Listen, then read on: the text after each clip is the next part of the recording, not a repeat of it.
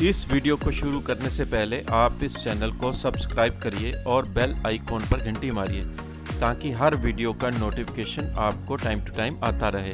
मेरे चैनल का नाम है ऑनलाइन वास्तु एस्ट्रोलॉजी। मैं अनिल कुमार सेठ, एस्ट्रोलॉजी, वास्तु और न्यूमरोलॉजी एक्सपर्ट।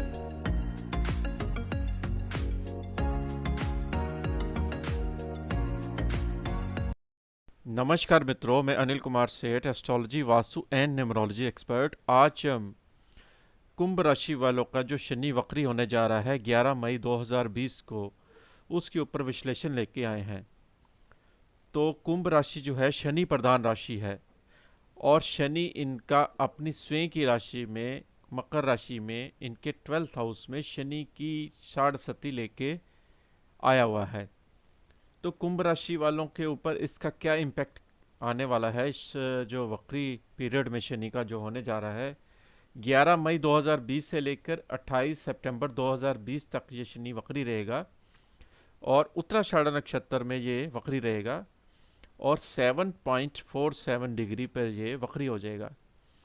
अब शनि इनका 12th हाउस में इस समय ट्रांजिट कर रहा है और मकर राशि स्वयं की राशि है, अर्थ एलिमेंट राशि है। कुंभ राशि वालों का जो है वो इनके दो भावों का स्वामी है। शनि अपने ही भावों का स्वामी माना जाता है क्योंकि कुंभ राशि भी शनि की अपनी है और मकर राशि भी शनि की अपनी है। लेकिन कुंभ राशि वालों की शनि की साढ़े भी साथ में शुरुआत हो चुकी है क्योंकि शनि एक कार्मिक प्लैनेट है और इसकी स्पीड स्लो रहती है। तो एक एक भाव को वो 30-30 महीने लगा देता है कवर करने के लिए। और इस समय शनि जो है सूर्य के नक्षत्र में, उत्तराषाढ़ा नक्षत्र जो होता है सूर्य का नक्षत्र होता है, शनि उसमें ट्रांजिट कर रहा है और ये पूरा साल ले जाएगा इस नक्षत्र में ट्रांजिट के लिए। दिसंबर में जाकर ये नक्षत्र चेंज करेगा। कुंभ राशि वालों का जो सूर्य का नक्षत्र होता है वो 7th हाउस का होता है, डेली रूटीन वर्क का और पत्नी भाव का। अब शनि इस नक्षत्र में बैठा हुआ है, डिसिप्लिन के कारक नक्षत्र ग्रह में बैठा हुआ है और इनकी लाइफ में डिसिप्लिन लेके आ रहा है। कुंभ राशि वालों का जो शनि है वो इस समय मकर राशि में गुरु और मंगल के साथ चल रहा है और गुरु का नीच भंग राजयोग भी चल रहा है। मंगल उच्च राशि में 12th हाउस में, यानी कि 3 प्लैनेट चल रहे हैं। अब शनि है तो शनि की चर्चा होगी और शनि एक पॉजिटिव ग्रह भी है और नेगेटिव भी है। पॉजिटिविटी जब ये देने पे आता है तो बहुत सारी चीज़ों को प्लस में कन्वर्ट कर देता है। आपने देखा होगा कि जिनका भी शनि उच्च का या अच्छी स्वयं की राशि में होता है, शनि उनको बहुत ज़्यादा लोहे के काम में और ट्रेड में बहुत माला माल कर देता है। राजनीतिक में भी दशम स्थान पे भी अगर शनि बैठा हो तो राजनीतिक में भी विजय कराता है।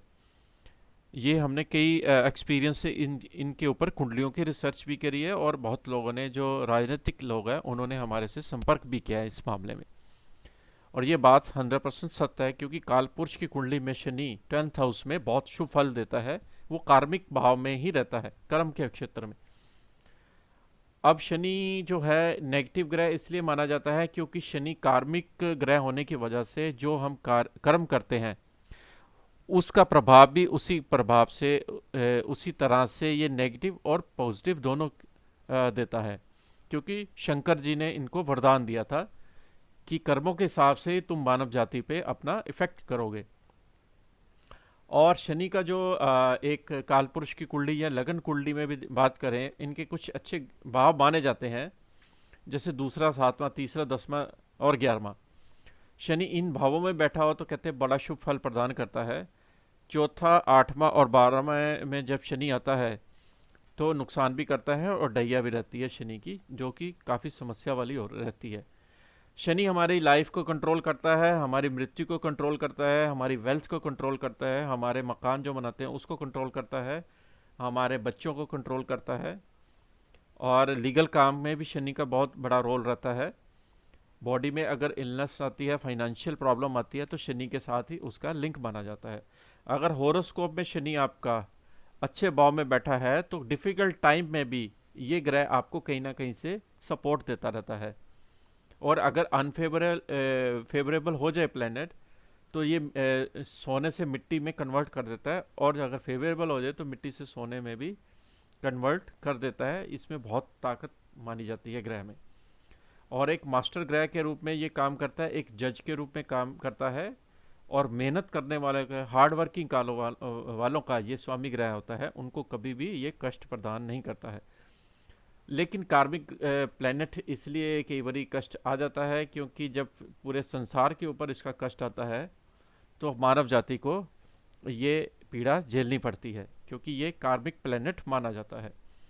यूनिवर्सल के साथ इसका बहुत ज़्यादा कनेक्टिविटी मानी जाती है, एक अच्छा ग्रह भी माना जाता है, एक समझदार ग्रह है, डिसिप्लिन का ग्रह है, और स्कॉलरशिप का भी ये ग्रह माना जाता है। मल्टीपल लैंग्वेज के ऊपर कमांड भी शनि करता है।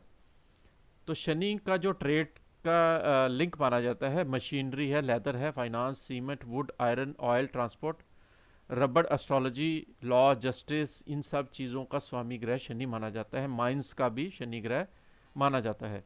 रत्न जो निकलते हैं माइन से वो भी शनि ग्रह के अंतर्गत ही वर्क आते हैं।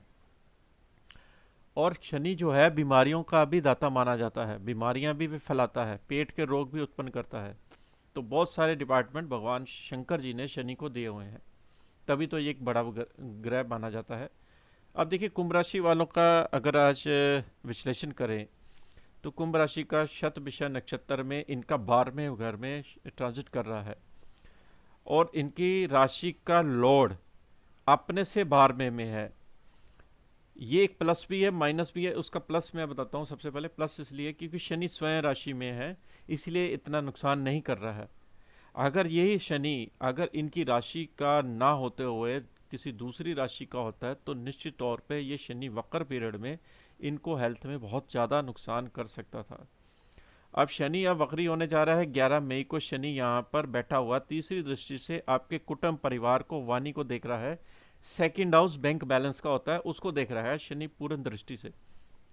अब ये इंडिकेट कर रहा है कि आपको अपनी सेविंग को सस्टेन, कंटेन थोड़ी बहुत करके चलना है, क्योंकि डिफिकल्ट टाइम में ये ही आपकी सेविंग आपके काम आने वाली है, आपकी ब्रेड बटर आपको देने वाली है।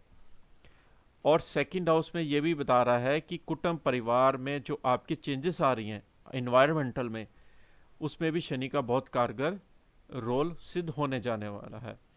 परिवार के साथ आप अपनी जो है गतिविधियां जारी रखिए, कनेक्टिविटी बनाए रखिए। शनि ये इंडिकेट कर रहा है कि पारिवारिक दृष्टि से बहुत बड़ा चेंज मैं लेके आ रहा हूँ। और इसकी 7वीं दृष्टि जो है आपकी छठे भाव पे पड़ रही है। अगर कुंभ राशि वालों ने अगर कर्जा बहुत ज़्यादा लिया हुआ है तो निश्चित तौर पे ये शनि आपके लिए डिप्रेशन का कारक बनने वाला है, क्योंकि यहाँ पर छठे भाव की कर की राशि आती है जो सेंटीमेंट की राशि होती है। आपको अपनी चीज़ों पे बहुत कंट्रोल करके चलना है, सेंटीमेंट्स के ऊपर बहुत कंट्रोल करना है, नहीं तो रोग के प्रति ये शनि आपको इस वक्र पीरियड में बहुत ज़्यादा प्रॉब्लम खड़ी कर सकता है। आपकी हेल्थ का को बहुत ज़्यादा चौपट कर सकता है, मेडिकल एक्सपेंस को इंडिकेट करता है। कर्क राशि हमारी मदर की भी राशि होती है। यहाँ पर मदर की हेल्थ के ऊपर बहुत ज़्यादा ध्यान देने की ज़रूरत है, इवन पिताजी की सेहत को भी, क्योंकि ये उत्तराषाढ़ा नक्षत्र में चल रहा है।